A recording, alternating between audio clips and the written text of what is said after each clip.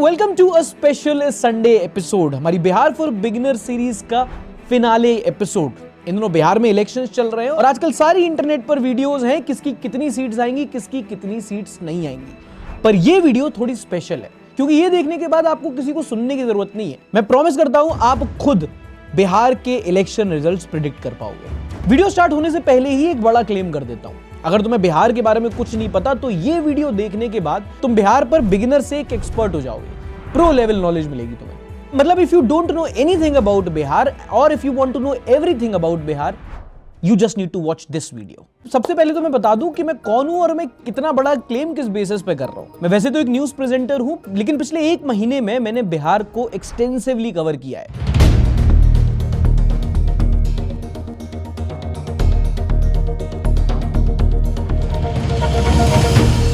और सिर्फ अपने स्टूडियो से नहीं, बिहार जाके शहर शहर गांव गांव घूम के और अपने पूरे एक्सपीरियंस पर एक 10 वीडियो डॉक्यूमेंट्री सीरीज भी बनाई है।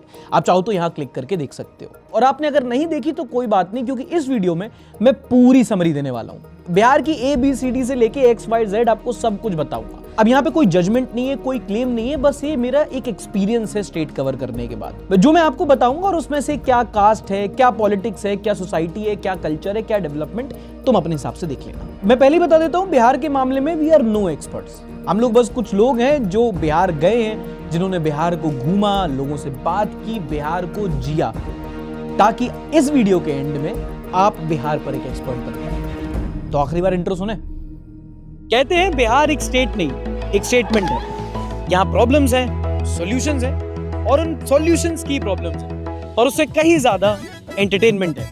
और ये सब मैं आपको दिखाऊंगा इस जर्नी में। यू आर वॉचिंग सार्थक Goswami and this is Bihar for beginners.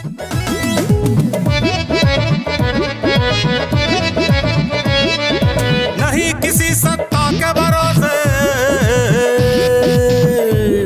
हम खुद अपनी सरकार हैं। बिहार है रे भैया, हम बिहार हैं। बिहार है रे राजा, हम बिहार हैं। अब अगर आप कभी बिहार नहीं गए हो तो आपका स्टेट को और स्टेट के लोगों को लेकर एक परसेप्शन होगा कि बिहार बहुत गरीब है, बहुत पिछड़ा है। ज्यादातर बिहार से तो मजदूर वर्किंग क्लास ही आता है। दिन भर यहाँ के लोग लिट्टी खाते होंगे और जात पात की बात करते होंगे। और फिर अगर मैं आपसे पूछूं कि बिहार जाओगे तो आप बोलोगे नहीं भैया, वहां तो बहुत खराब हालत है, चोरी चकारी होती रहती है, क्राइम इतना है, हमें तो डर लगता है। ये बहुत लोग बिहार के बारे में सोचते हैं। इनफैक्ट इस स्टेट का इतना खराब परसेप्शन है कि लोग बिहार से ज्यादा तो बिहारियों को खराब समझते हैं कि बिहारी मुंह बन जाता है। कई स्टेट में तो गाली ना दो, बिहारी बोल दो किसी को, वो ज्यादा बेकार है। और ये बात कोई छुपी नहीं है, सबको पता है। बिहारियों को भी पता है बिहारियों के बारे में क्या सोचते हैं। इस बच्चे की सुन लो। अगर कोई यहाँ से बाहर कॉलेज वगैरह में जाता है दिल्ली तरफ, तो यहाँ के लोगों को चिढ़ाया जाता है बिहारी है, बिहारी है। हाँ, ये होता है, ये होता है। जैसे मेरा भाई अभी 5 दिन पहले कॉलेज में गया लॉर्ड में, दिल्ली में, तो उसे पूरा तंग किया जा रहा है, जिससे मतलब बिहारी है। ये कारण है क्या रियलिटी में? बिहार वर्ड थोड़ी गंदा है। आपको क्या लगता है क्यों? हमको ये लगता है कि यहाँ का लोग ये समझता है कि मतलब यहाँ पे फाइनेंशियल थोड़ा सा कम है और थोड़ा सा रहने का तरीका अलग हो सकता है यहाँ पे। अब इस वीडियो में कई सारे तुम्हारे स्टीरियोटाइप्स टूटने वाले हैं, पर एक मैं कंफर्म कर देता हूँ, ये बात बिल्कुल सही है कि ये लिट्टी बहुत खाते हैं। बिहार में जैसे ही तुम एंटर करोगे, हर जगह और हर चीज के साथ लिट्टी खाते हैं। लिट्टी चोखा, लिट्टी चिकन, लिट्टी मटन, लिट्टी जितना मुंबई के लोग पाव खाते हैं, बिहार के लोग लिट्टी खाते हैं। लिट्टी इन बिहार इज लिट AF। जगह जगह मिलती है और हर जगह अच्छी मिलती है। Pro tip, Patna railway station के बाहर फ्लाईओवर के नीचे सबसे बेस्ट मुझे लगी। खाने में और क्या बात करें, छठ के टाइम पे ठेकुआ अच्छा है, खाजा मुझे सबसे अच्छा लगा। और इन जनरल अगर आप मसालेदार, तरकारी वाला, नॉन वेजिटेरियन खाना पसंद करते हैं तो बिहार में आपको बहुत तृप्ति मिलने वाली है। माइक्रो से पहले तो मैं बिहार को मैक्रो लेवल पे समझाता हूं। मैप देखो एक बार। पटना, गया के अलावा और भी जगह हैं जो पड़ती हैं मगध में। उसके नीचे सिवान, बक्सर, औरंगाबाद, ये पड़ता है भोजपुर इलाके में। उसके ऊपर जाओगे तो दरभंगा, मधुबनी, मुजफ्फरपुर, ये पड़ते हैं मिथिला रीजन में। और इस साइड तुम जाओगे जहां बंगाल और झारखंड का बॉर्डर पड़ता है, वो है सीमांचल इलाका। ज्योग्राफी क्लियर हो गई? अब चलो थोड़ा सोसाइटी पे आते हैं। हमने अपने पहले एपिसोड में बिहार के कुछ कोर इश्यूज बताए थे, the highlights, the chapter of the Bihar book, याद है? पहला था कास्ट, जाति, जो बिहार में कभी नहीं जाती, जो कि बिहार घूमने के बाद मैं बता देना चाहता हूं एकदम गलत है। बिहार में अपर कास्ट और लोअर कास्ट का कॉन्सेप्ट ही नहीं है। वहां चलता है फॉरवर्ड और बैकवर्ड। और अगर आप इस नजरिए से देखोगे तो आपको समझ में आएगा कि कास्ट बिहार को कितना डिफाइन करता है। पर इस पॉइंट को ना अच्छी तरीके से समझने से पहले आपको दो लोगों के बारे में जानना बहुत जरूरी है। आई कॉल देम द जय वीरू ऑफ बिहार, लालू प्रसाद यादव और नीतीश कुमार। कई साल पहले बिहार में एक जय प्रकाश आंदोलन हुआ था जिसको जेपी मूवमेंट कहा जाता है। वहीं से दो युवा नेता उभर कर आए थे जिन्होंने आने वाले दशकों के लिए बिहार और उसकी राजनीति को पूरी तरीके से बदल दिया। पहले बात करते हैं आरजेडी फाउंडर लालू प्रसाद यादव की। लालू प्रसाद यादव वैसे तो रिटायरमेंट ले चुके हैं पर आज भी बिहार के सबसे इन्फ्लुएंशियल व्यक्ति हैं। और मेरी बात ना मानो कोई दिक्कत नहीं, बड़े बुजुर्गों की सुन लो। अच्छा, ये अपना कौन सा एरिया पड़ता है? ये बख्तियारपुर है। कितना वोट आप बता रहे थे यहाँ से आता है? 65 लाख पूरा वोट।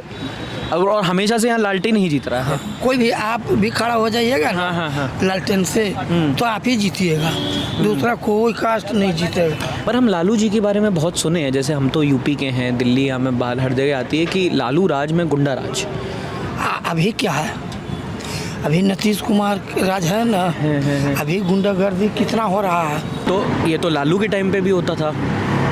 तो लालू जी की जंगल राज गुंडा है। हाँ, ये जो जंगल राज कहते हैं उनके बारे में। जंगल राज गुंडा है। जंगल राज गुंडा नहीं है, हम आप गुंडा हैं।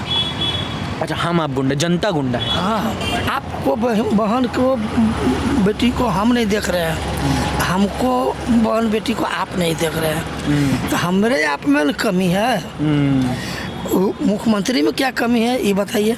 लालू प्रसाद यादव राष्ट्रीय जनता दल के फाउंडर हैं और राष्ट्रीय जनता दल के जो उम्मीदवार हैं तेजस्वी यादव, उनके पिताजी हैं। बिहार में लंबे टाइम तक आरजेडी का शासन रहा और मुख्यमंत्री रहे लालू प्रसाद यादव। लालू प्रसाद यादव एंड फैमिली ने 90 के दशक में बिहार पर राज किया था। एंड नोटिस, मैं शासन नहीं कह रहा हूं, मैं कह रहा हूं बिहार पर राज किया था, क्योंकि इनके कार्यकाल में देश अलग तरीके से चला और बिहार एक अलग तरीके से चला। बिहार में आया द सोशल जस्टिस एरा, जहां पर पावर फॉरवर्ड लोगों से लेकर बैकवर्ड लोगों के हाथ में दी गई।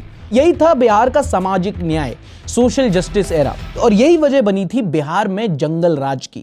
आज तुम बिहार के बारे में जितने भी स्टीरियोटाइप सुनते हो, जितनी भी कहानियां तुम्हें सुनाई गई हैं, जो गंगा जल जैसी पिक्चरें दिखाई गई हैं, वो जो बिहार की तुम्हारे दिमाग में पूरी इमेज बनी हुई है, वो इस टाइम पे कैप्चर हुई थी।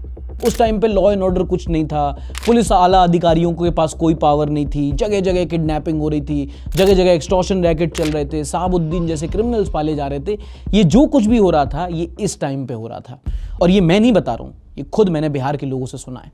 लालू राज जब से आया 90 से, तो पूरे जितना फैक्ट्रियाँ यहाँ की बंद हुई, लॉ एंड ऑर्डर खराब हुआ, सारे लोग यहाँ से बाहर पलायन हुए, पूरा बिहार का स्थिति खराब हो गया। हम लोग पहले बिजली लालू जी के टाइम में बैटरी भरा के लाते थे, उसे चार्ज करा के लाते थे, तब रामायण देखते थे।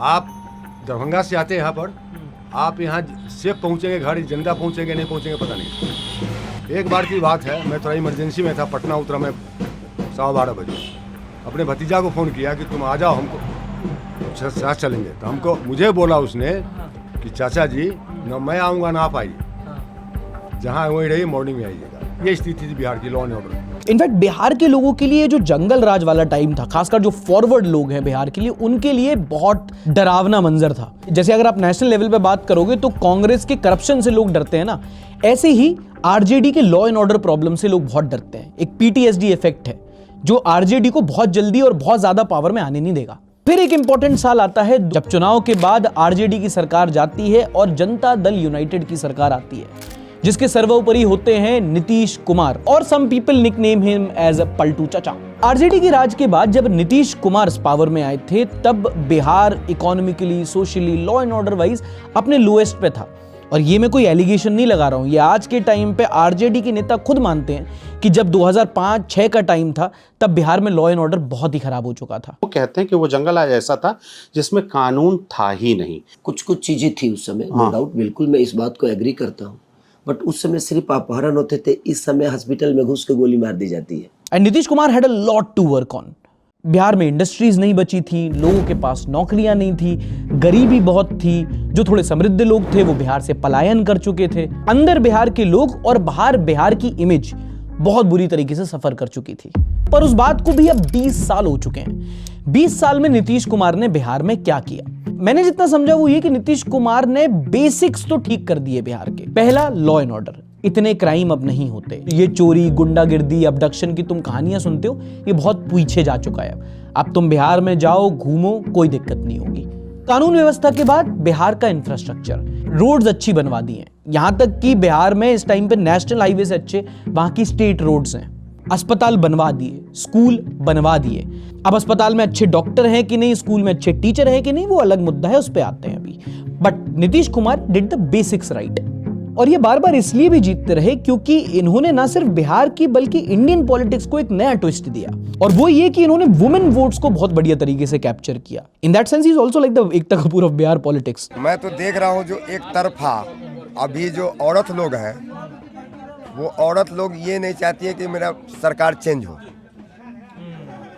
अच्छा, नीतीश कुमार को औरत का बहुत सपोर्ट है, नहीं, और महिला समाज का बड़ा सपोर्ट है। जैसे डोमेस्टिक वायलेंस के केसेस बढ़ रहे थे तो महिलाओं ने डिमांड की तो दारू बैन कर दी।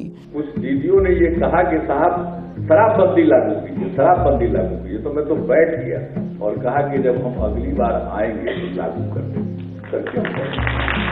उसके बाद पुलिस में वुमेन को रिजर्वेशन दिया, और अभी हाल के चुनाव में भी महिलाओं को 10,000 रुपए सीधे अकाउंट में क्रेडिट किए, जिसको आप फ्री भी बोल सकते हो। पर बिहार की महिलाओं के बीच में Nitish Kumar is very very popular. Don't take me otherwise. क्या दे रहे हैं? सबको बहुत कुछ दिया, अभी 10,000 दिया, अभी आ गया 10,000 आ गया। नहीं, हम ये पूछ रहे हैं कि 10,000 रुपया आ भी गया खाते में आ गया। तो आपके यहाँ किसके खाते में है? हमारे मैडम के खाते में ना, वही तो। अब इनको पलटू चाचा बोलते क्यों हैं? क्योंकि इन्होंने अपनी सत्ता बचाने के लिए कई बार गुलाटियां पलटियां मारी हैं। इनके साथ बात नहीं बन रही बीजेपी के साथ तो आरजेडी के साथ आ गए, उनके साथ सीएम बन गए। फिर आरजेडी के साथ नहीं हुए तो वापस बीजेपी के साथ चले गए, उनके साथ सीएम बन गए। चुनाव हुए 2, सीएम बने ये 4 बार। ऐसा हिसाब रहा है। बट हैविंग सेड दैट, लोग इनकी पार्टी जेडीयू के बारे में चाहे जो बोलते हो, बिहारी यहां से अग्री करेंगे दैट पलटू चाचा is very celebrated, very loved इन बिहार। मैं किसी से नहीं मिला जिसने नीतीश कुमार के बारे में कुछ नेगेटिव बोला हो। सबने यही बोला कि हाँ, उनकी पार्टी खराब है, करप्शन बढ़ रहा है, नौकरी नहीं है, पलायन हो रहा है। पर नीतीश ने अच्छा काम किया। स्टेट के डेवलप के लिए बहुत अच्छे हैं। अच्छा, कॉमन डेवलप इन्होंने बहुत अच्छा किया। हाँ, रोड सारे चीज किया, जो भी बेसिक चीज यहाँ पर है, इंफ्रास्ट्रक्चर वगैरह जो भी किया। नीतीश कुमार से बेहतर मुख्यमंत्री अभी तक नहीं हुआ है। और अब जो नीतीश कुमार की हालत है कि अगर वो मुख्यमंत्री होते हैं तो बिहार बिना मुख्यमंत्री का राज हो जाएगा, क्योंकि उनकी तबीयत खराब है। अब लालू यादव एक्टिव पॉलिटिक्स से बाहर है, और ये दबे मुंह सबको पता है कि अगर दोबारा चुनाव जीत भी जाते हैं तो भी नीतीश कुमार दोबारा मुख्यमंत्री नहीं बनेंगे। और ऐसा इसलिए नहीं है कि लालू नीतीश फैक्टर कम हो गया, रादर से कुछ कम नहीं हुआ है, बस उम्र बढ़ गई है। अपने टाइम पे ये भी बहुत बलवान थे, अपने टाइम पे ये भी बहुत बलवान थे, पर समय से ज्यादा कोई बलवान नहीं होता। Now coming back to caste, जाति, जो पहले भी, आज भी और आगे भी बिहार की पॉलिटिक्स को डोमिनेट करती रहेगी, क्योंकि हिस्ट्री ही ऐसी रही है। कोई इंसान किस जगह पे है, उसको कितने रिसोर्सेज मिले हैं, कितने प्रिविलेज मिले हैं और कितनी उसको प्रॉब्लम्स मिली हैं, उसके सरनेम पे बहुत कुछ डिपेंड किया है। इन सब चीजों का एक बहुत बड़ा फैक्टर रहा है व्यक्ति की क्वालिफिकेशन नहीं, उसकी जाति, उसका सरनेम। इसीलिए बिहार के लोग तब और आज भी कास्ट के बेसिस पे वोट करते हैं। वोट पड़ेंगे किन चीजों पे वोट पड़ेंगे? बस जाति पर, बस जाति। यहाँ कोई पार्ट नहीं, जात पर वोट पड़ना। अब अगर आप कभी बिहार नहीं गए हो तो मेरी रिस्पॉन्सिबिलिटी आपको बताना कि बिहार में आप क्या एक्सपेक्ट कर सकते हो। पहली बात तो ये कि बिहार में बेसिक इंफ्रास्ट्रक्चर अच्छा है। राउडी राठौड़ नहीं चल रही है कि तुम स्टेशन से बाहर निकले और 4 मुस्टंडे तुमको परेशान करने लगेंगे। नहीं है। Patna is as beautiful as a Jaipur और लखनऊ और मे बी दिल्ली। और वहां की डेवलपमेंट का एक बहुत अच्छा एग्जाम्पल है पटना का फ्लाईओवर नेटवर्क। आप जाओगे तो चौक जाओगे, पटना एक ऐसी सिटी है जहां पे रोड्स भी डबल डेकर हैं। वहां एक नीचे चलती है और एक फ्लाईओवर नेटवर्क है पूरा। आप फ्लाईओवर पे चढ़ोगे और आप फ्लाईओवर के थ्रू ही पूरा पटना घूम सकते हो। पर हाँ, ये डेवलपमेंट बहुत शहरों तक लिमिटेड है। गांव में उतना डेवलपमेंट आपको देखने को नहीं मिलेगा। या तो वहां शहर है या तो वहां गांव है। मैं इसको यहाँ पे ऐसे समझता हूँ कि बिहार में इंसान सीधे टियर 1 से टियर 3 में जाता है, वहां टियर 2 का कॉन्सेप्ट नहीं है। और हाँ, बिहार के गांव बिहार के शहरों से कई ज्यादा खूबसूरत है। मैं तो यहां तक कहूंगा कि rural Bihar is the real Bihar. Bihar को अगर घूमना है तो खूब पटना घूम लो, पर अगर आपको बिहार को महसूस करना है तो आप बिहार के गांव में जाओ। नीला आसमान, हरे खेत, सुलझे हुए लोग, साफ हवा और घूमने के लिए वेट, घूमने के लिए ज्यादा कुछ बिहार में नहीं है और इसीलिए बिहार में टूरिज्म इतना अच्छा नहीं है। बिहार में एनुअली 6 करोड़ टूरिस्ट फुटफॉल है।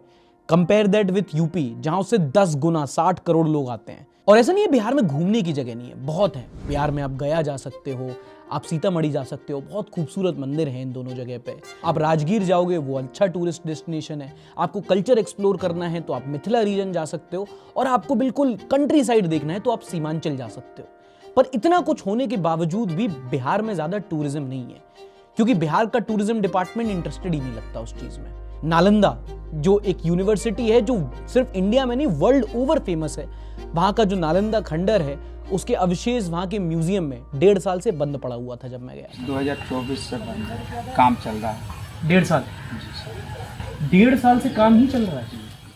अच्छा, की इनसाइट हियर, तुम कैश और गाड़ी नहीं भी लेके जाओगे तो भी चलेगा, क्योंकि हर जगह टोटो से जा सकते हो और यूपीआई से हर जगह पे कर सकते हो। और ये टोटो टुक टुक भाई बिहार में हर जगह चलती है। मैं तो ये ऑन रिकॉर्ड बोल रहा हूँ, किसी दिन अगर बिहार में चुनाव लड़ा तो हम ही को पड़ेंगे सारे वोटो चुनाव चिन्ह टोटो। अरे अच्छा, हो सकता है यहाँ आप मुझसे पूछो कि इस साल तो बिहार में बहुत बारिश हुई थी, बहुत बाढ़ आई थी, आप घूमे कैसे वहां पे? तो मैं बोलूंगा ये थोड़ा सा गलत नोशन है। बिहार में बाढ़ आई थी पर बिहार में उतनी बारिश नहीं हुई थी। दरअसल बिहार से नॉर्थ इंडिया की कई सारी मेजर नदियां निकलती हैं, जिसकी वजह से यहाँ पे पानी है, खेत उपजाऊ हैं। पर अगर बारिश ना भी हो तो भी बाढ़ बहुत आती है, और बिहार के ज्यादातर जिले इस बाढ़ की परेशानी से जूझते हैं हर साल। ये रिस्क पे नहीं रह रहे, इनको डर नहीं लग रहा क्या? डर क्या, पूरा खाली है। ये घर है जो लास्ट होम स्टैंडिंग कह लो, ये बच गया। पता नहीं कब तक, थोड़ा अगर और पानी बढ़ा तो शायद जहाँ हम खड़े हैं ये भी नदी के अंदर होगा। एगो बाल बच्चा का करो रहला साथ ना।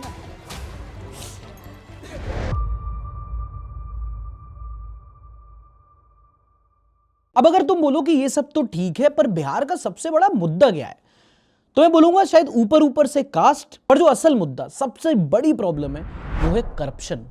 और ये एक ऐसी प्रॉब्लम है जिसकी वजह से कई सारी और प्रॉब्लम्स आ गई है, वो तो मैं थोड़ी देर में बताता हूं। पर बिहार में बहुत ज्यादा करप्शन है, ये वहां के बच्चे को पता है। जैसे कि आप इसे ब्लॉक गए कोई काम कराने के लिए, वहाँ पे आपको कहेगा 100 रुपया आप दीजिएगा ना, तुरंत आपका काम हो जाएगा। वही आप पैसा नहीं दीजिएगा तो आपका लेट में काम होगा, समझेगा? घूसखोरी। हाँ, घूसखोरी।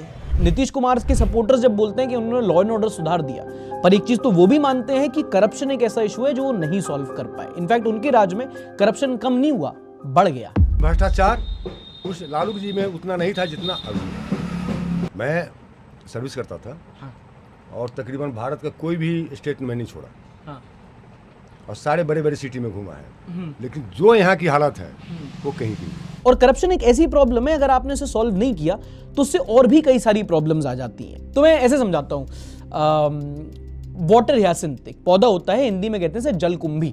तालाब में अगर छोटा सा भी जलकुंभी आ गया तो ये फैल फैल के पूरा तालाब खराब कर देता है। और भ्रष्टाचार समाज की जलकुंभी होता है, छोटे लेवल पे फैलेगा, पर अगर आपने उसको नहीं रोका तो धीरे धीरे करके पूरा तालाब खराब कर देता है वो। मतलब एक जगह अगर कोई सरकारी बाबू अपना काम नहीं कर रहा तो एक प्राइवेट कंपनी का मालिक अपना काम नहीं कर पाएगा।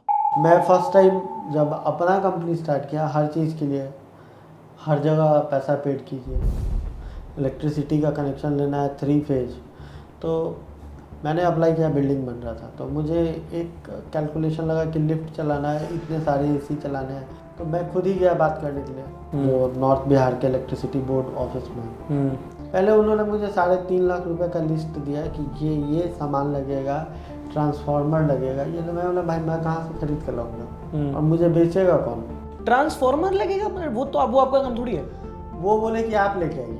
आइडियली होना चाहिए, अगर आप बिजली का कनेक्शन मांग रहे हो, उन्होंने फेस बोला तो उसका एक चार्ज होता है उनका जो है, और आपके जो पैरामीटर्स हैं कि आप देखो। नहीं वो तो ठीक है, वो चार्ज तो जो लीगल ऑन द पेपर है वो तो देने के लिए मैं तैयार। हाँ, बट ये अंडर टेबल कि आपको टेबल के नीचे से आपको मुझे 1 लाख रुपए, मैं बोला सर मैं इतना बड़ा बिल्डिंग बनाया हूँ, आपको लगता है कि मेरे पास 1 लाख रुपए होंगे आपको मतलब देने के लिए? तभी भी उसने 75,000 रुपए लिए और मेरा काम देना पड़ेगा, वो तो देना ही पड़ता है। और सिर्फ एक डिपार्टमेंट नहीं, बिहार में तो हर डिपार्टमेंट अलग अलग जगह करप्शन फैला हुआ है, और इसकी वजह से वहां पे विकास सिर्फ कागजों तक सीमित रह जाता है। मतलब बजट एलोकेट होता है, प्रोजेक्ट स्टार्ट होते हैं, पर खत्म नहीं होते। अभी तुम देखने वाले हो बिहार का नेशनल लेवल इंटरनेशनल हॉस्पिटल। ये 10 साल पहले बना हुआ था, 15 साल पहले ये अस्पताल बना हुआ था। यहाँ आओगे तो मैं वर्ल्ड क्लास रिसेप्शन दिखेगा। वो देखो, वो फिजियोथेरेपी डिपार्टमेंट है, यहाँ पे ENT है, यहाँ पे कार्डियोलॉजी है, ऊपर जाओगे तो ऑपरेशन थिएटर है, और इसके पीछे एक मेडिकल स्कूल भी है जहाँ पे देखो तुम बॉटनी की पूरी गार्डन हो रही है। फिर एक और इशू जिसकी हमने इस वीडियो में बात की थी वो था एजुकेशन। हमने सोचा था कि बिहार में पढ़ाई लिखाई नहीं होती है, एंड टू बी ऑनेस्ट हम गलत साबित हुए। वहां पे बिहार में पढ़ाई लिखाई होती है, पर सिर्फ नाम की पढ़ाई लिखाई। जैसे कि स्कूल्स हैं, एक स्कूल को एक अच्छा स्कूल एक अच्छा टीचर बनाता है। पर नीतीश कुमार की एक पॉलिसी आई थी जिसमें उन्होंने गांव के मुखिया को टीचर के अपॉइंटमेंट की जिम्मेदारी दे दी थी, जिसके बाद घूसखोरी हुई। मुखिया ने अपने मन से बहाली की, और जो टीचर आए वो किस क्वालिटी की आए वो आप इन सज्जन से सुनो। जितने भी शिक्षक बहाल हुए, सुयोग्य बहाल हुए, 150 का पोस्टल ऑर्डर से फॉर्म भराता था। और नीतीश के सरकार में जो पंचायत नियोजन में 80% टीचर अपने हस्बैंड का नाम अगर इंग्लिश में लिख दे तो उसका पैर धो के पी लूंगा। 95% उसमें का किसी को पढ़ने ढंग से नहीं आता हो, अपना नाम नहीं लिख सकता है। इंडिया लिख दे सिर्फ अगर इंग्लिश में तो मान लेंगे। अभी जो BPSC आए हैं करके योग्य टीचर हैं, अच्छे टीचर हैं। अब कैसे अच्छे आ रहे हैं, पहले कैसे खराब आए? पंचायत नियोजन में जो हुआ था मुखिया के द्वारा, कर्मचारी के द्वारा, तो वो मान लीजिए जिसका जो बाल बच्चा का शादी कर लिया उसके बाद उसको नौकरी हुआ, वो क्या पढ़ाएगा स्कूल में? मतलब स्कूल है, स्टूडेंट है, टीचर है, पर टीचर और स्टूडेंट के बीच में जो फर्क है वो उम्र का है, ज्ञान का नहीं। कॉलेज है जहां बच्चे जाते तो हैं पर जाते नहीं है, सब कुछ बच चल रहा है। हम लोग को कॉलेज इधर होता नहीं है, मतलब इधर ग्रेजुएशन BA जैसे होता है ना, उसमें कॉलेज करना नहीं पड़ता है हम लोग को। बस सालाना जो एग्जाम होता है ना, एग्जाम देते हैं बस। अच्छा, कॉलेज वैसे जाते नहीं है? हाँ, यहाँ कॉलेज चलता ही नहीं है। तो फिर क्या टीचर नहीं आता या बच्चे नहीं? टीचर तो रहते हैं, विद्यार्थी कोई नहीं जाता है, तो हम लोग भी नहीं जाते। तो तुम भी तो विद्यार्थी हो, तुम ही जाओ पहले थोड़ा मोर्चा संभालो। पहले हम जाएंगे, हम जाते हैं, अकेले बैठ के बोलता है क्या करने आया अकेले, मास्टर सब ऐसे बोलता है। पूरे कॉलेज का यही हाल है? पूरे कॉलेज का यही हाल है। और क्योंकि क्वालिटी एजुकेशन नहीं है, इसलिए बिहार अपने यूथ को एम्प्लॉयबल नहीं बना पा रहा। और इसी वजह से जो पहली वीडियो में हमने सबसे बड़ा इश्यू बताया था अनएम्प्लॉयमेंट, वो आखिरी वीडियो तक आते आते सबसे बड़ा इश्यू अनएम्प्लॉयबिलिटी बन गया है। और क्योंकि बिहार अपने यूथ को जॉब मार्केट के लिए रेडी नहीं कर पा रहा है, तो वहां पे प्राइवेट जॉब्स इतनी नहीं करता कोई। वोट लेके जीतता है, यहाँ से फैक्ट्री लगाता है गुजरात में। यहाँ हम लोग बच्चे थे तो यही बिरला कंपनी का मोर्टेन आता था, 8 आने हम लोगों को याद है खरीदते थे। वो फैक्ट्री बंद हो गया मोर्टेन का, रैयाम चीनी मिल का था, बंद हो गया। तो उस समय नीतीश जी कह रहे थे जो आते ही चालू कर देंगे। 2006 में जो जीते वो, तो उसके बाद बांस वाला सब लगा, लेकिन वो भी गया। नौकरियां नहीं है, कंपनी नहीं है, जो फैक्ट्री थी वो बंद हो गई।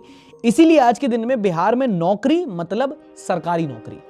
वहां पे मुझे जितने भी यंगस्टर्स दिखे जिनसे आके मैंने बात की, पहला सवाल पूछा कि क्या करते हो, सब ने सेम जवाब दिया, तैयारी करते हैं। कौन से एग्जाम की तैयारी कर रहे हो? बिहार दरोगा। क्या करते हो भाई?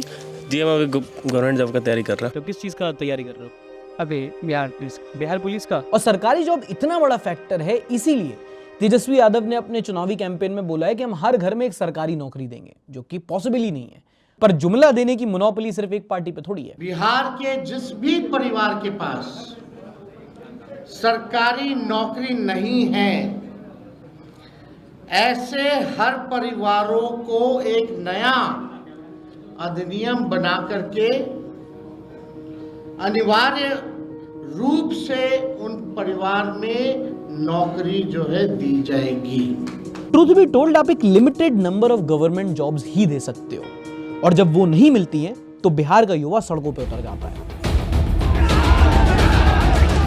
हम लोग के साथ प्रशासन ऐसा नेतृत्व कर रहा है जैसे हम लोग देशद्रोही हो। ऐसा हम लोग स्टूडेंट है ना कि सत्ता बना भी सकते हैं और सत्ता गिरा भी सकते हैं। सरकार को सोचना चाहिए कि विद्यार्थी अपने जो है ना दम पे हक के लिए, दम के लिए दम लड़ता है, किसी के भीख नहीं मांगता है। सरकार से हम लोग ऐसे थोड़ी मांग रहे हो नौकरी दे दीजिए, आप वैकेंसी दीजिए, उसको पास करेंगे तब आपको हमको नौकरी दीजिएगा। वैसे तो भीख आपसे नहीं मांग रहे हैं, अपने हक की लड़ाई लड़ रहे हैं। अच्छा, now Bihari's would hate me for this, but तुम्हें एक और सीक्रेट बताता हूँ। यहाँ पे एक इंटरेस्टिंग ट्रेंड है कि लोग अपने आधार कार्ड में बर्थ डे तो सेम रखते हैं, पर बर्थ ईयर थोड़ा 1-2 साल आगे का रखते हैं, ताकि दस्तावेजों में उम्र कम रहे। रियलिटी में 30, सरकारी जॉब के लिए 25। और ये धांधली बहुत कॉमन है। आपकी आधार कार्ड पे कितनी है? मेरे आधार कार्ड पे 9 है, 2009। 2009 मतलब 16 साल के। 16 साल। और वैसे कितने साल? वैसे 18 अबे 18 हो गया मेरा। सब बिहार में खास करके ऐसा ही होते रहता है हैं। खास करके बिहार में ये तो 2 साल हो रहा है, 6 साल कर रहता है। जो क्रिकेटर बनता है वो 8 साल पीछे के लिए रहता है। तो ये जो अपना ये जो वैभव वो खेल रहा है, उसको तो 18 वर्ष हो गए। 18 का नहीं है, 18 प्लस है। 18 नहीं 18 प्लस है, ये बोलिए। बट ओवरऑल बिहार में नौकरी नहीं है और इसी वजह से बिहार का आदमी बाकी स्टेट जाता है नौकरी ढूंढने, नौकरी करने के लिए। और यहीं आता है बिहार का एक और बड़ा मुद्दा, माइग्रेशन, पलायन। बिहारीज माइग्रेट करते हैं, सबको पता है, पर क्यों करते हैं शायद अब तक आप समझ गए होंगे। पढ़ाई छोड़ दिया। पढ़ाई छोड़ दिया? कहे? थोड़ा मजबूरी था इसीलिए। यार पढ़ाई काहे छोड़ दी? पढ़ाई तो नहीं छोड़नी चाहिए, सरकारी स्कूल में तो फीस भी नहीं लगता होगा। घर का हालात छोड़ा दिया पढ़ाई, इसीलिए। क्या हुआ घर में? कुछ नहीं, वैसे ही गरीब है बस। पढ़ाई छोड़ के क्या किए फिर? क्या करे, कमाए जाए बाहर कमाएगा, घर चला रहे हैं और क्या करें। कहाँ काम करने जाते हो? तमिलनाडु। उससे अच्छा तो यहीं था यार, यहाँ पे कहीं काम देख लेते। रोजगार देता है सरकार, जहाँ पे काम करेगा। किधर में रोजगार दे रहा है? यहाँ किधर में काम करेगा बिहार में? अगर बिहार में रोजगार तो हम तमिलनाडु क्यों जाएंगे? तमिलनाडु का मुंह भी नहीं देखेंगे। और आप अकेले और भी लोग गए थे ऐसे? जाता तो पूरा बिहार का जाता है। इस गांव से कौन कौन गया आपके साथ? गांव से तो बहुत गया है, बहुत आया है। कितना का नाम बताएगा? पटना में फैक्ट्री है नहीं, 2-4 गो फैक्ट्री है, उसमें कितना आपको एडजस्ट करेगा?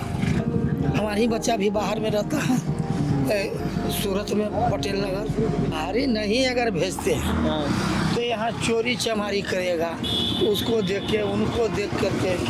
और चोरी चमारी काहे करेगा? पेट नहीं भरेगा, यहाँ काम मिलेगा नहीं आपको। कोई भी बंदा नहीं चाहता है, कोई भी इंसान, आप हो हम हो, कोई नहीं, कोई किसी का भी शौक नहीं होता है कि हम अपने फैमिली को, अपनी बीवी को, बच्चा को, माँ बाप को छोड़ के 1-2 साल बाहर जाए। अगर उसमें भी चाहता कि हम अपने फैमिली के साथ जाके गांव में फेस्टिवल एंजॉय कर पाए, वो भी उसको नसीब नहीं हो पाता उस बंदा को। नॉर्मली अगर जाइएगा जनरल सीट में तो 500-500 बंदा, 1000 बंदा आराम से बोगी में ठूस के। वो भी कहाँ, बिहार से जाता है, गुजरात, मुंबई, हरियाणा, दिल्ली, पंजाब। क्यों? तो रोजगार के लिए। भाई उस चीज को, प्लान को, सरकार को इस पे विशेष ध्यान देना चाहिए। अच्छा, जब बिहार में आप रास्तों से निकलोगे ना, तो आप नोटिस करोगे कि वहां पे बहुत सारे बच्चे दिखते हैं, 20 साल से कम, 15 साल से कम, और 10 साल के चैटा पैटी तो दिखते ही रहते हैं। हाँ, क्या नाम है तुम्हारा? किशन। क्या नाम तुम्हारा? आए नाम नहीं होता, नाम क्या है तुम्हारा? बिट्टू। बिट्टू, बिट्टू नाम है तुम्हारा? बोलो। अरे फिर डराओगे तो कैसे बोलेगा बिट्टू? ये देखो, ये बढ़िया है। तुम्हारा क्या नाम है? सृष्टि रानी। आओ इधर आओ, इधर आओ। सृष्टि कौन सी क्लास में हो? तीसरा में हो? आज स्कूल नहीं गई? बंद है। स्कूल बंद क्यों है? अच्छा, विश्वकर्मा पूजा के। तुम्हारी तो सही है, छुट्टी हो गई है। ओ भाई, वो कैसे घूर रहा है पीछे? अरे ये कर क्या रहा है? और वो इसीलिए क्योंकि बिहार का जो TFR है, फर्टिलिटी रेट, वो बहुत ज्यादा है। बिहार का जो पॉपुलेशन ग्रोथ है वो कंट्री में सबसे ज्यादा है, जो 2 चीजें बताता है। एक तो बिहार में एजुकेशन की कमी है, इसीलिए लोग फैमिली प्लानिंग इतनी वहां पे नहीं करते। चाहे आमदनी उतनी ना हो, पर हर घर में 3 बच्चे, 4 बच्चे कोई बड़ी बात नहीं है। और दूसरी ये कि बिहार का डेमोग्राफिक डिविडेंड बहुत अच्छा है। अगर यहाँ के बच्चों को उनके हालातों पे छोड़ दिया, उन्हें अच्छी तरीके से पढ़ाई नहीं दी, शिक्षा नहीं दी, एजुकेशन नहीं दी, उनको सक्षम नहीं बनाया, तो वो भी अपने बड़ों की तरह अपने राज्य की बदहाली में दब जाएंगे। पर अगर इस डेमोग्राफिक डिविडेंड को यूटिलाइज कर लिया, इतने सारे जो यंग आबादी है, अगर इनको केपेबल बना दिया, तो बिहार देश की ग्रोथ का इंजन बन सकता है। बहुत सारे लोग हैं जो बिहार को छोड़ करके बाकी राज्यों में जाते हैं, और उसके बहुत सारे रीजंस हैं। पहली बात, अपने स्टेट में नौकरी नहीं है, गरीबी बहुत है। दूसरा, ज्यादातर लोग जो हैं वो खेती पर डिपेंडेंट रहते हैं, छोटे किसान हैं, और अगर सीजन खराब रहता है तो उनके पास कोई सोर्स ऑफ इनकम नहीं बचता, बाहर जाना ही पड़ता है काम करने के लिए। और बाकी कमाई गुजारा कैसे? बाकी इधर उधर लेबर का काम करते हैं। दिल्ली, पंजाब जाता है, पंजाब में, दिल्ली, हरियाणा, यूपी, जहाँ मर्जी कमा लो। गरीबी आदमी है तो कहाँ है, क्या कोई है? फिर वहां पे अर्बनाइजेशन बहुत कम है, और अर्बनाइजेशन जब कम होता है तो जो हाई क्वालिटी लेबर होता है वो बाकी स्टेट्स में माइग्रेट कर जाता है। और फिर जैसे भी बताया, बाढ़ एक बहुत बड़ा इशू है। तो बाढ़ की वजह से कई लोग बर्बाद हो जाते हैं और फिर उनके पास पलायन के अलावा कोई ऑप्शन नहीं रहता। अब आगे का क्या सोचा है? क्या सोचेंगे, कमाएंगे सर, खाएंगे, अब क्या करेंगे। अब बुढ़ारी में दुखे है, अब तो बनावल सारा कमीनी तो घर में लगा दिए, पढ़ाई लिखाई में लगा दिए। अब कोई साधन नहीं रहेगा तो उसको मजदूरी कर कर के कुछ करके मतलब उसको बाल बच्चा को तो जरूर विकास बढ़ाएंगे जरूर। और इन सारे फैक्टर्स की वजह से जो बिहार का माइग्रेशन रेट है वो नेशनल एवरेज से 2 गुना है। और चूंकि यहाँ पे अच्छी एजुकेशन नहीं है, ज्यादा नौकरियां नहीं है, तो बहुत ज्यादा पोटेंशियल वेस्टेड है। हम लोग जहां जा रहे थे हमको बहुत सारे छोटे बच्चे, जवान, युवा बस खाली मिल रहे थे, कुछ नहीं कर रहे हैं, घूम रहे हैं, खेल रहे हैं। किसी से भी पूछो क्या कर रहे हो, तैयारी कर रहे हैं। बिहार का डेमोग्राफिक डिविडेंड सबसे ज्यादा है, सबसे यंग स्टेट है बिहार और सबसे ज्यादा पोटेंशियल है बिहार में। सैडली ये पोटेंशियल अभी वेस्ट हो रहा है। एक और बड़ा मुद्दा जो हमें देखना था वो था बिहार का दारू बैन। बिहार देश के उन चंद राज्यों में से एक है जहां पे दारू बैन है, जैसे कि गुजरात। पर नॉर्मली गुजरात को आप गरीबी या पलायन से एसोसिएट नहीं करोगे। इनफैक्ट बिहारी ज्यादातर माइग्रेट करके गुजरात जाते हैं काम करने। नीतीश कुमार ने बिहार में दारू बंद की थी और प्रशांत किशोर ने कहा था कि अगर जीते तो दारू बैन सबसे पहले हटाएंगे। तो क्या है ये दारू बैन? देखो 2015 के टाइम पे बिहार में घरेलू हिंसा, डोमेस्टिक वायलेंस बहुत बढ़ गया था। तो बिहार की महिलाएं गई नीतीश कुमार के पास और उन्होंने बोला कि भैया हम तो आप ही को अपना नेता मानते हैं, हमारे घर के मर्द रात को दारू पी के आते हैं और हमारे साथ मारपीट करते हैं, ज्यादा कमाई होती नहीं है और जितनी कमाई आती है वो उनके पौए में चली जाती है, तो आप इसका एक सॉल्यूशन बताओ। And to counter domestic violence and occupy women votes, Nitish Kumar ने 2016 में दारू बंद कर दी थी। और ये बहुत एक रिस्की मूव माना गया था क्योंकि दारू से लोगों को चाहे जितना भी नुकसान होता है, सरकार को बहुत फायदा होता है। इनफैक्ट दारू बंद करने के बाद से बिहार हर साल 3 से लेकर 4,000 करोड़ का टैक्स रेवेन्यू गंवा रहा है, जो एक गरीब राज्य के लिए बहुत बड़ी बात है। और इसीलिए बिहार में आज भी दारू बैन है। बट प्रॉब्लम ये है, ये बात किसी ने बिहारियों को नहीं बताई। कागज से बंद है। कौन बंद किया है दारू? पहले बेड डिलीवरी, अब होम डिलीवरी चलता है यहाँ। अच्छा, थोड़ा सा 1200 रुपया दो और देखो कॉल करो तुरंत आ जाएगा। ये बात आप भी जान रहे हो, सब बच्चा सब जान रहा है। पहले जो मजदूर लोग था अगर दिन भर में 500 रुपया कमाता था, दारू खुला हुआ था, तो वो 250 रुपया का दारू पीता था, 250 रुपया घर में देता था। अब 2 गुना रेट में मिल रहा है तो 500 का दारू पी जा रहा है। मेन स्ट्रीम में आपको दारू नहीं बिकती मिलेगी। हरियाणा की तरह जगह जगह आपको ठेके नहीं मिलेंगे, दिल्ली की तरह जगह जगह आपको बार्स नहीं मिलेंगे। दारू कहीं नहीं दिखती, बट दी आयरनी इज कि दरुअल हर जगह दिखते हैं। हमें वोट दोगे? हाँ, सार्थक जनता पार्टी जिंदाबाद। हाँ, जिंदाबाद जिंदाबाद जिंदाबाद जिंदाबाद। चुनाव चिन्ह छाता कुछ नहीं आता। ठीक ठीक ठीक हाँ, ठीक है जी, ठीक है। अब जिलेंगे, ठीक है ना? हाँ, मैं ही जीतूंगा, अगला मुख्यमंत्री मैं हूँ। अगर आप कहीं बाहर से आ रहे हो, बिहार में दारू चाहिए, आपको नहीं मिलेगी। आपको ना ठेके पे दारू मिलेगी ना ठेका मिलेगा। पर अगर आपके पास एक लोकल कॉन्टैक्ट है और एमआरपी से 2 गुने पैसे, तो दारू घर पे मिलेगी।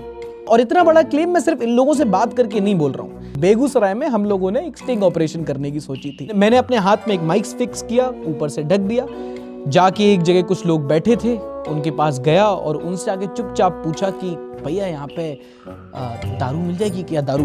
भाई पहला अटेम्प्ट तो किस्मत बहुत बुरा मार खा गई। मैं जाके पूछा कि दारू मिलेगी, कहता साला पुलिस वाले से ही पूछ रहा है दारू मिलेगी कि नहीं। और भी कई सारी प्रॉब्लम्स हैं, जैसे दरभंगा जैसे शहरों में कचरा बहुत दिखता है।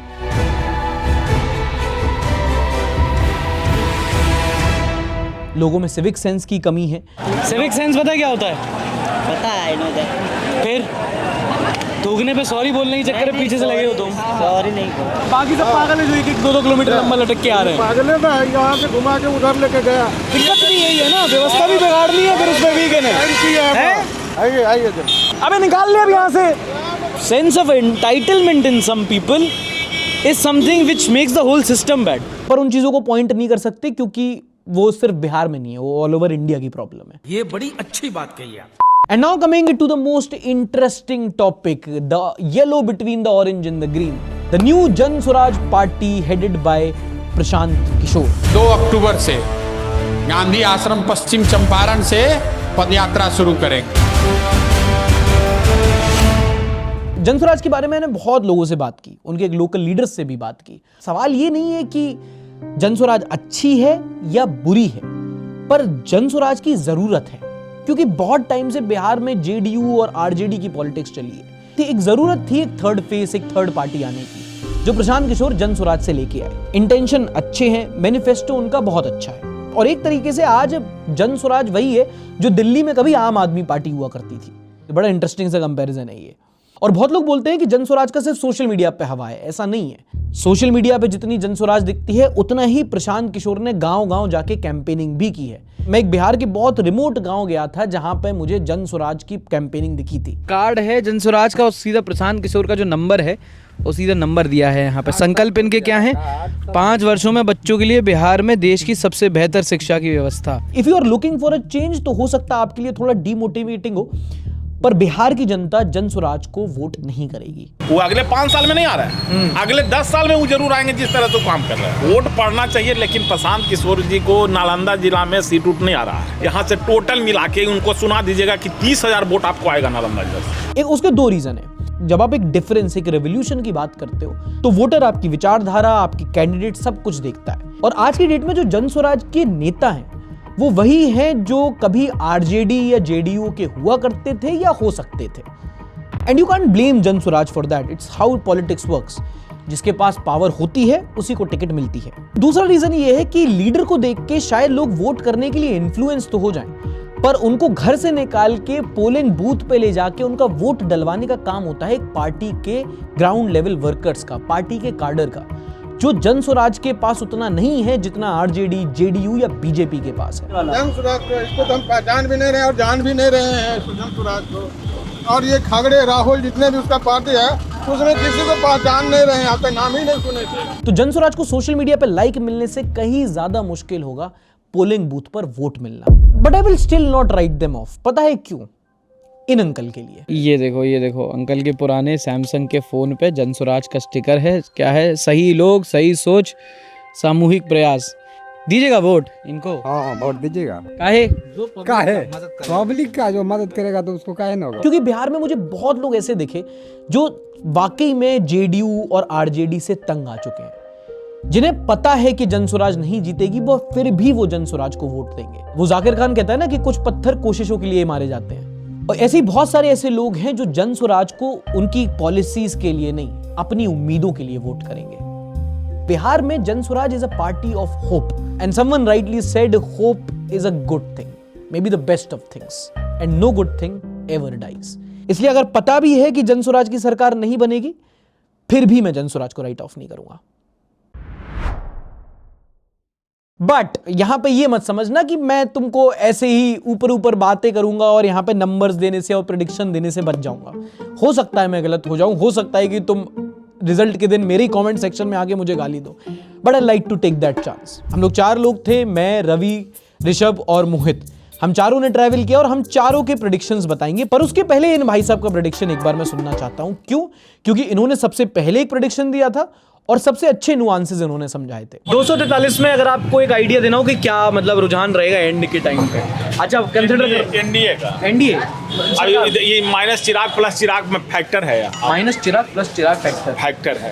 प्लस चिराग एनडीए 180 प्लस 190 के बीच में, मतलब सरकार बना के लेके जाएंगे आराम से। And if you are new to politics, this is the best part about elections. सब अपना अपना बताते हैं और किसी को कुछ पता नहीं होता। तो 243 सीट्स हैं, 122 सीट्स चाहिए मेजॉरिटी के लिए।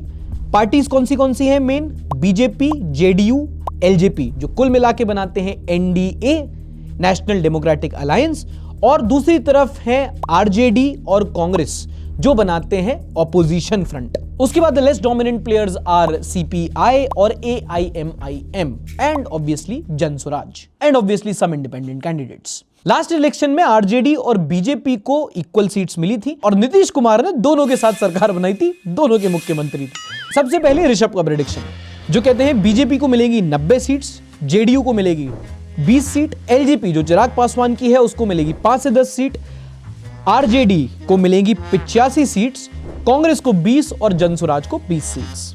I think that's a very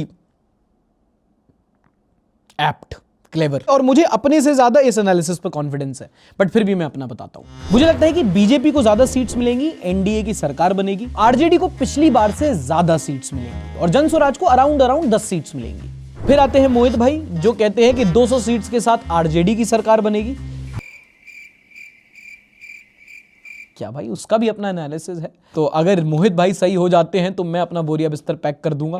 और रवि ने कोई नंबर नहीं दिया बट बोला बीजेपी की सरकार बनेगी, आरजेडी सेकंड आएगी, जेडीयू थर्ड आएगी और जनसुराज को लगभग 30 सीटें मिलेंगी। ये हम लोग का प्रेडिक्शन है और आप ये वीडियो यहां तक देख रहे हो तो अपना तुक्का भी कमेंट सेक्शन में एक बार लगा दो। जाओ अपने अंदर का योगेंद्र यादव बाहर निकालो और कमेंट सेक्शन में बताओ किसको कितनी सीट्स मिल सकती हैं।